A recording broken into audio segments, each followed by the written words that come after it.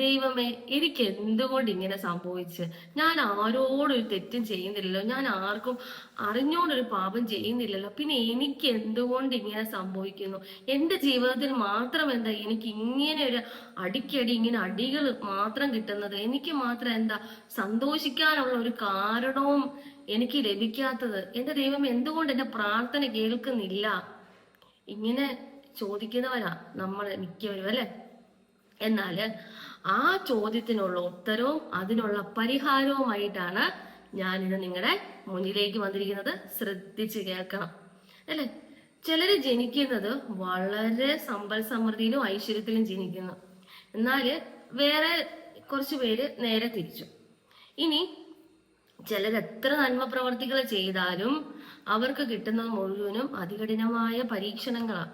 എന്നാല് വേറെ ചിലരാണെങ്കിൽ എത്ര തിന്മ ചെയ്താലും അവർക്ക് ഓരോ ദിവസം ചെല്ലും തോറും അവര് അടിക്കടി ഉയർന്നുകൊണ്ടിരിക്കുക. ഇനി നമ്മൾ കണ്ടിട്ടുണ്ട് വേറെ ചിലര് വിവാഹത്തിന് മുമ്പ് രാജകുമാരനും രാജകുമാരിയായിട്ട് ജീവിക്കും, പക്ഷെ വിവാഹത്തിന് ശേഷം വളരെ പരിതാപകരത്തിൽ പോകുന്നത് നമ്മൾ കണ്ടിട്ടുണ്ട്. ഇനി നേരെ തിരിച്ചും, വിവാഹത്തിന് മുമ്പ് പരിതാപകരത്തിലായവര് വിവാഹത്തിന് ശേഷം രാജകുമാരിയായിട്ട് ജീവിക്കും നമ്മൾ കണ്ടിട്ടുണ്ട്, അല്ലെ? എന്നാല് ഇത്തരത്തിലുള്ള കാര്യങ്ങൾ സംഭവിക്കുന്ന എന്തുകൊണ്ടാണ്? ഇത് നമ്മുടെ പാസ്റ്റ് ലൈഫ്, മുൻജന്മവുമായിട്ട് ബന്ധപ്പെട്ടിരിക്കുന്നത്. അതായത് നമ്മുടെ കർമ്മ. എന്താണ് കർമ്മ? നമ്മള് അറിഞ്ഞോ അറിയാതെയോ, വാക്കുകൊണ്ടോ പ്രവൃത്തി കൊണ്ടോ ചിന്ത കൊണ്ടോ മറ്റൊരാൾക്ക് നന്മയോ തിന്മയോ ചെയ്തിട്ടുണ്ടെങ്കിൽ അതിന്റെ ഒരു ഫലം നമ്മളിലേക്ക് തിരികെ വരും. നമ്മൾ എന്താണോ മറ്റുള്ളവന് കൊടുക്കുന്നത്, പ്രപഞ്ചത്തിലേക്ക് കൊടുക്കുന്നത്, അത് നമ്മളിലേക്ക് തിരികെ വരുന്നതിനെയാണ് കർമ്മ എന്ന് പറയുന്നത്. മനസ്സിലായോ? ഈ കർമ്മയെ നമുക്ക് മൂന്നായിട്ട് തരംതിരിക്കാം. ഒന്നാമത്തെ കർമ്മയാണിത് സഞ്ചിത കർമ്മം. എന്താ സഞ്ചിത കർമ്മം?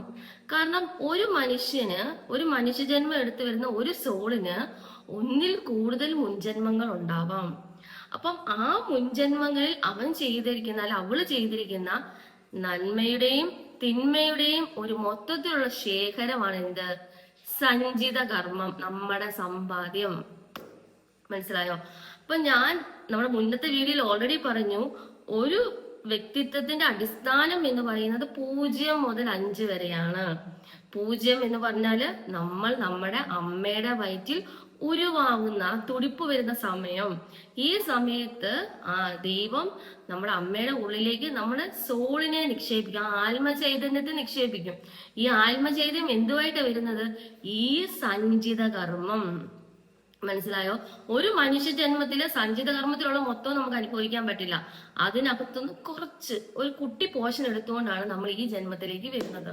അത് നല്ലതാകാം, മോശമാകാം. എന്തിനെ ഡിപ്പെൻഡ് ചെയ്തിരിക്കും? നമ്മുടെ മുൻജന്മത്തിൽ ഡിപ്പെൻഡ് ചെയ്തിട്ടിരിക്കും. അതാണ് എന്ത്? നമ്മുടെ സഞ്ചിത കർമ്മം. ഇനി രണ്ടാമത്തെ കർമ്മയാണ് പ്രാരാബ്ധ കർമ്മ. പ്രാരാബ്ധം കർമ്മ എന്ന് പറഞ്ഞാല് അത് നമ്മൾ അനുഭവിക്കേണ്ട തന്നെയാണ്. ഈ സഞ്ചിത കർമ്മത്തിലൂടെ നമ്മൾ കൊണ്ടുവന്നിരിക്കുന്നത് നല്ല കർമ്മയാണെങ്കിൽ ഈ ജന്മം നമുക്ക് ഏറ്റവും ബെസ്റ്റായിട്ട് ജീവിക്കാൻ പറ്റും. മനസ്സിലായോ? അപ്പൊ ഈ പ്രാരാബ്ധ കർമ്മയെ ഡിപ്പെൻഡ് ചെയ്തിട്ടാണ് നമ്മുടെ ജനനം, നമ്മുടെ മാതാപിതാക്കൾ, നമ്മുടെ ഇപ്പോഴുള്ള സിറ്റുവേഷൻ. ഈ പ്രാരാബ്ധ കർമ്മയെ തന്നെ നമുക്ക് വീണ്ടും 3ആയിട്ട് തിരിക്കാം. ഏതൊക്കെയാണ്? ഇച്ഛാ പ്രാരാബ്ധം, അനിച്ഛാ പ്രാരാബ്ധം, പരീച്ഛാ പ്രാരാബ്ധം.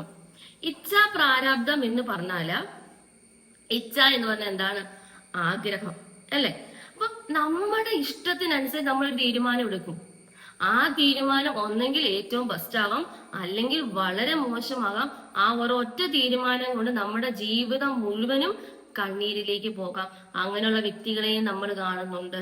പക്ഷെ അവർ അങ്ങനെ ഒരു തീരുമാനം എടുത്തേ പറ്റത്തുള്ളൂ. കാരണം പ്രാരാബ്ധ കർമ്മം നമ്മൾ അനുഭവിക്കേണ്ടത് തന്നെയാണ്. അങ്ങനെ പോകുന്ന വ്യക്തികളുണ്ട്. നമ്മളെടുത്ത ചില തീരുമാനം, ആ തീരുമാനം കൊണ്ട് നമ്മുടെ ലൈഫ് മുഴുവനും പോയ ആളുകളെ നമ്മൾ കണ്ടിട്ടുണ്ട്, കണ്ടുകൊണ്ടിരിക്കുകയും ചെയ്യുന്നുണ്ട്, അല്ലെ? അല്ല, ചില പ്രണയത്തിലേക്ക് പോവും. ആ പ്രണയത്തിലേക്ക് പോയി കഴിയുമ്പം അവർ ഇൻവെസ്റ്റ് ചെയ്യുന്ന മുഴുവൻ ആ റിലേഷനിലേക്കായിരിക്കും. അപ്പൊ എന്താ സംഭവിക്കുന്നത്? അവര് ബാക്കി അവർ ഫാമിലി, അവരുടെ കരിയർ അവരൊന്നും നോക്കത്തില്ല, റിലേഷന്റെ പുറകിലേക്ക് പോവും. അവരെടുക്കുന്ന തീരുമാനം അവരതിലേക്ക് പോയി കഴിയുമ്പോൾ ചിലപ്പോൾ എന്തായിരിക്കും, അത് വളരെ മോശമായ രീതിയിലേക്ക് പോകാം. അവരുടെ ലൈഫ് മുഴുവൻ പോകും. ചിലര് അവരുടേതായ ഇഷ്ടത്തിന് ചില കോഴ്സുകൾ ചൂസ് ചെയ്യും, അല്ലെ? പക്ഷെ ആ കോഴ്സ് അവർ സോൾ പർപ്പസ് ആയിരിക്കില്ല. അപ്പൊ എന്താ ചെയ്യുന്നത്? അവർ ലൈഫ് അതുകൊണ്ടേ പോകും. ചിലപ്പോ അവര് എത്ര വലിയ ബിരുദധാരികളാന്ന് പറഞ്ഞാലും അവർക്ക് അതുകൊണ്ട് ഒരു ഉപയോഗം കിട്ടത്തില്ല. കാരണം എന്നാ? പ്രാരാബ്ധ കർമ്മ. മനസ്സിലായോ? അപ്പൊ പ്രാരാബ്ധ കർമ്മയിൽ ഫസ്റ്റ് നമ്മൾ കണ്ടു എന്താ? ഇച്ഛ. നമ്മുടെ സ്വന്തം ഇഷ്ടപ്രകാരം നമ്മളൊരു തീരുമാനം എടുക്കുന്നു. ആ തീരുമാനം ഫ്ലോപ്പ് ആകാം, അല്ലെങ്കിൽ സക്സസിലേക്ക് പോവാം, അല്ലെ? ഇനി രണ്ടാമത്തെ കർമ്മയാണ് എന്ത്? അനിച്ഛ പ്രാരാബ്ധം. ഈ അനിച്ഛ പ്രാരാബ്ധം എന്ന് പറഞ്ഞാല് നമ്മൾ ഒട്ടും പ്രതീക്ഷിക്കാത്ത സമയത്ത്, നമ്മൾ ഒട്ടും ആഗ്രഹിക്കാതെ നമ്മുടെ ജീവിതത്തിലേക്ക് കടന്നു വരുന്നതുണ്ട്. നമ്മുടെ ബന്ധുമിത്രാദികളുടെ മരണം, അൺഎക്സ്പെക്റ്റഡ് ആയിട്ടുള്ള മരണം. കാരണം അവരുടെ കർമ്മം എവിടെ കൊണ്ട് തീർന്നു. അവർക്ക് ഈ ജന്മം വിട്ടു പോയേ പറ്റത്തുള്ളൂ, അവർക്ക് അടുത്ത ജന്മം എടുത്തേ പറ്റത്തുള്ളൂ. അപ്പൊ അവർക്ക് കർമ്മ തീർന്നു. അപ്പം അൺഎക്സ്പെക്റ്റഡ് ആയിട്ടുള്ള മരണം, ഒട്ടും പ്രതീക്ഷിക്കാത്ത രോഗങ്ങള്, ഇതൊക്കെ വരുന്നതെല്ലാം ഈ അനിച്ഛ പ്രാരാബ്ധ. അത് നമ്മള് ഒട്ടും പ്രതീക്ഷിക്കാതെ നമ്മുടെ ലൈഫിലേക്ക് വരുന്നതാ. അപ്പൊ അതിനകത്ത് നമുക്ക് യാതൊരു നിയന്ത്രണം ഒന്നുമില്ല. മനസ്സിലായോ? അനിച്ഛ പ്രാരാബ്ധം എന്ന് പറഞ്ഞാൽ നമ്മുടെ കൺട്രോളുള്ള കാര്യമല്ല. ഇനി മൂന്നാമതാണ് പരീച്ഛ പ്രാരാബ്ധം എന്ന് പറഞ്ഞാല് മറ്റൊരാളുടെ പ്രവർത്തനം കൊണ്ട് നമ്മൾ അനുഭവിക്കേണ്ട കർമ്മത്തെയാണ് പരീച്ഛ പ്രാരാബ്ധം എന്ന് പറയുന്നത്. മനസ്സിലായോ? പരീച്ഛ പ്രാരാബ്ധം മനസ്സിലായോ? അതായത് മറ്റൊരാളുടെ പ്രവൃത്തി കൊണ്ട് നമ്മൾ അനുഭവിക്കേണ്ട കർമ്മം. ഫോർ എക്സാമ്പിൾ, ഞാൻ എന്റെ തന്നെ കാര്യം പറയാം. എന്റെ ഫ്രണ്ട് മുഖാന്തരം എനിക്ക് വേറൊരാളെ ഒരു കമ്പനിയെ പരിചയപ്പെടുത്തുന്നു. ആ കമ്പനിയിലേക്ക് എന്റെ വിസയ്ക്ക് വേണ്ടി പൈസ ഇൻവെസ്റ്റ് ചെയ്യുന്നു, അത് പോകുന്നു. അപ്പം എന്റെ ആ ഫ്രണ്ട് മുഖാന്തരം, ആ ഫ്രണ്ടിന്റെ പ്രവർത്തനം കൊണ്ട് ഞാൻ അനുഭവിക്കേണ്ട കർമ്മം, മനസ്സിലായോ? കാരണം ഞാൻ മുൻജന്മത്തില് എന്റെ സോൾ അവർക്കിട്ട് പണി കൊടുത്തിട്ടുണ്ട്, അതുകൊണ്ട് ഞാൻ അത് അനുഭവിക്കേണ്ടി വന്നു. മനസ്സിലായോ? അപ്പം അത്തരത്തിലുള്ള കർമ്മേനെ നമ്മൾ എന്ത് പറയുന്നത്? പരീച്ഛ പ്രാരാബ്ധം എന്ന് പറയുന്നത്.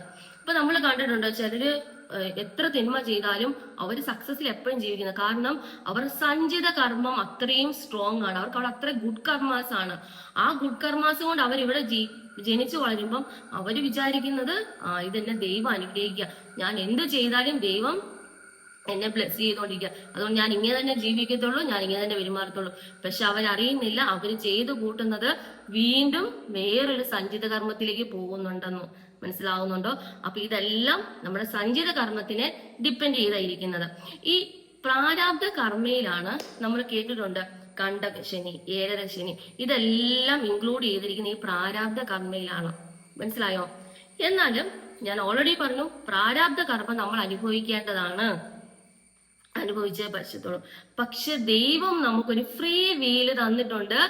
അതാണ് നമ്മുടെ എന്താണ്? അഗാമി കർമ്മം.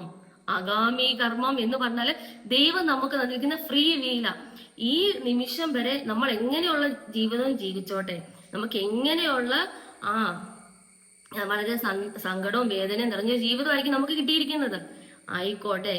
പക്ഷെ ഇന്ന് മുതലുള്ള നമ്മുടെ ചിന്ത, പ്രവൃത്തി നന്മയ്ക്ക് വേണ്ടിയിട്ടുള്ളതാണെങ്കിൽ ഈ പ്രാരാബ്ധ കർമ്മ എന്തൊക്കെ മോശമാണോ നമുക്ക് തരുന്നത്, അതിനെ മുഴുവൻ നമുക്ക് തുടച്ചു നീക്കാൻ പറ്റും. മനസ്സിലായോ? അതാണ് നമ്മുടെ സോള്. മനസ്സിലായോ? നമ്മുടെ സോൾ പവർ ഹയർ ആകുമ്പം നമ്മൾ എപ്പോഴും ഗുഡ് കർമാസ് മാത്രമേ ചെയ്യത്തുള്ളൂ. നമ്മുടെ വാക്കുകൊണ്ടായിക്കോട്ടെ, പ്രവൃത്തി കൊണ്ടായിക്കോട്ടെ, ചിന്ത കൊണ്ടായിക്കോട്ടെ, നമ്മൾ മറ്റൊരാൾക്ക് ദോഷം വരുന്നൊരു കാര്യം നമ്മൾ ചെയ്യത്തില്ല. സോൾ പവർ ഹയർ ആകുമ്പോൾ, മനസ്സിലായോ? ആ ഒരു ഫ്രീ വില്ലോടുകൂടിയാണ് ദൈവം നമ്മളെ ഇവിടെ സൃഷ്ടിച്ചിരിക്കുന്നത്. അത് നമ്മൾ മനസ്സിലാവുന്നില്ല. നമുക്ക് മുന്നിലൊരു പ്രാരാബ്ധം വരുമ്പോൾ നമ്മൾ അതിനെ നോക്കി നെടുവേർപ്പിടുക. മനസ്സിലായോ? ഞാൻ അറിഞ്ഞോ അറിയാതെയോ എനിക്ക് അത്രയും 10 ലക്ഷം രൂപ പോയി, എന്റെ ജീവിതം വളരെ നരകത്തിലേക്കാണ് പോയത്. പക്ഷെ ഞാൻ അവിടെ പതറിയില്ല, കാരണം എന്റെ മുൻജന്മ പുണ്യം എന്നേ ഞാൻ പറയുന്നുള്ളൂ. ആ സമയത്ത് എനിക്ക് പിടിച്ചു നിൽക്കാൻ പറ്റി. പോയത് പോട്ടെ, ഇനി എനിക്ക് എന്തുണ്ടാകാൻ സാധിക്കും എന്നുള്ള ചിന്ത എന്നിലേക്ക് വന്നു. ആ ചിന്തയാണ് ഈ സോളിലേക്കും സോൾ പവറിലേക്കും ഇവിടെ എന്നെ നയിച്ചത്. മനസ്സിലായോ? അപ്പം നമ്മൾ എന്ത് ചെയ്യുക? നമ്മുടെ സോൾ പവർ ഹയർ ആക്കുക. നമ്മുടെ സോൾ പവർ ഹയർ ആകുമ്പം നമ്മുടെ മുന്നിലേക്ക് നമ്മുടെ കർമ്മയെ ക്ലിയർ ചെയ്യാനായിട്ടുള്ള വ്യക്തികളും സാഹചര്യവും സന്ദർഭവും നമ്മളിലേക്ക് വരും. ബോധപൂർവം നമ്മൾ അത് ചെയ്ത് കഴിയുമ്പം നമ്മുടെ കർമ്മയെ നമുക്ക് വളരെ വേഗം ക്ലിയർ ചെയ്യാൻ പറ്റും. നമുക്ക് സക്സസിലേക്ക് പോകാനും സാധിക്കും. മനസ്സിലായോ? ഞാൻ ഈ പ്രാരാബ്ധ കർമ്മയിലൂടെ കടന്നു പോയ ഒരാളാണ്. മനസ്സിലായോ? അപ്പം അതുപോലെ തന്നെ എനിക്ക് ഈ കണ്ടകശനി എന്ന് പറയുന്ന സമയത്താണ് എനിക്ക് ഇങ്ങനൊരു സിറ്റുവേഷൻ വന്നത്. പക്ഷെ കണ്ടകശനിയുടെ മൂർധന്യാവസ്ഥയിൽ നിൽക്കുമ്പോഴാണ് ഞാൻ ഏറ്റവും വലിയ സക്സസിലേക്ക് പോയതും. അതുകൊണ്ട് എനിക്ക് പറയാൻ പറ്റും, നമ്മുടെ സോൾ പവർ ഹയർ ആണെങ്കിൽ നമ്മൾ ആഗ്രഹിക്കുന്നതിനപ്പുറം നമുക്ക് കടക്കാൻ സാധിക്കും. പക്ഷെ നമ്മുടെ സോൾ പവർ ഹയർ ആയിരിക്കണം. നമ്മുടെ കർമ്മയെ ക്ലിയർ ചെയ്യണം. ഇനി ചിലർ എന്നോട് എനിക്ക് മെസ്സേജ് അയച്ചു ചോദിക്കുന്നതാ, ഈ കർമ്മയെ നമുക്ക് ഹീല് ചെയ്യാൻ പറ്റുമോ? ഞാനൊരു കാര്യം ചോദിച്ചോട്ടെ. ഞാനൊരു തെറ്റ് ചെയ്തു, ആ തെറ്റിന്റെ പ്രായശ്ചിത്തം ആര് തന്നെ ചെയ്യണം? ഞാൻ തന്നെ ചെയ്യണം. അല്ല ഒരാളെ കൊണ്ട് എനിക്കത് ഹീല് ചെയ്യിപ്പിച്ചു കഴിഞ്ഞാൽ എന്റെ കർമ്മയെ ക്ലിയർ ചെയ്യാൻ പറ്റുമോ? ഇല്ല. ഞാൻ ചെയ്ത തെറ്റ് ഞാൻ തന്നെ തിരുത്തുമ്പോഴാണ് ദൈവം, പ്രപഞ്ചം എന്നെ അനുഗ്രഹിക്കുന്നത്, എനിക്ക് നെക്സ്റ്റ് ലെവലിലേക്ക് പോകാൻ സാധിക്കുന്നത്. പക്ഷെ ഈ ഹീലിംഗ് ചെയ്യുന്നതോട് പ്രയോജനം എന്ന് പറഞ്ഞാല് നമുക്ക് ആ പോകുന്ന കർമ്മയിൽ നിന്ന് നമുക്ക് ലഭിക്കുന്ന ആ ഒരു സ്ട്രെസ് ഉണ്ടല്ലോ, അതിൽ നിന്ന് നമുക്കൊരു റിലീഫ് അല്ലെങ്കിൽ ഒരു റിലാക്സേഷൻ കിട്ടും. അതാണ് നമുക്ക് ആ ഹീലിംഗ് കൊണ്ട് നടക്കുന്നത്. അല്ലാതെ നമുക്ക് നമ്മുടെ കർമ്മയെ ക്ലിയർ ചെയ്യാൻ പറ്റില്ല. നമ്മുടെ കർമ്മയെ ക്ലിയർ ചെയ്യണമെങ്കിൽ നമ്മുടെ സോൾ പവർ ഹയർ ആവണം. സോൾ പവർ ഹയർ ആയി കഴിയുമ്പം പ്രാരാബ്ധ കർമ്മയിൽ നിന്ന് മോചനം നേടാനായിട്ടുള്ള വ്യക്തികളും സാഹചര്യവും സന്ദർഭവും നമ്മളിലേക്ക് വരും. നമ്മൾ ബോധപൂർവം ആക്ഷൻ എടുക്കുമ്പം നമുക്കതിനെ കർമ്മയെ ക്ലിയർ ചെയ്യാനും വലിയ വലിയ മാനിഫെസ്റ്റേഷന് സക്സസിലേക്ക് പോകാനും സാധിക്കും. ഈ മാനിഫെസ്റ്റേഷൻ എങ്ങനെയാണ് നടക്കുന്നത്? നമ്മുടെ സോൾ പവർ ഹയർ ആവുമ്പോൾ മനസ്സിനെ സന്തോഷിക്കാനായിട്ടുള്ള സാഹചര്യം സോള് ക്രിയേറ്റ് ചെയ്യുന്നത്. അത് വീടാകാം, കാറാവാം, വസ്തുവകകളാകാം, പണമാകാം, ജോലിയാകാം. മനസ്സിലായോ? അപ്പൊ സോൾ പവർ ഹയർ ആകുമ്പോൾ സോൾ പർപ്പസിലേക്ക് കടക്കുമ്പോൾ മനസ്സിനെ സന്തോഷിക്കാനുള്ള കാര്യം ആര് കൊണ്ട് കൊടുക്കും? സോള് കൊണ്ടുവന്ന് കൊടുക്കും.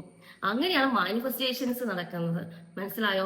അപ്പം നമ്മുടെ സോൾ പവർ ഹയർ ആവുമ്പോൾ നമുക്ക് നമ്മുടെ കർമ്മയെ ഈസി ആയിട്ട് ക്ലിയർ ചെയ്യാനും നമുക്ക് സക്സസിലേക്ക് പോകാനും സാധിക്കും.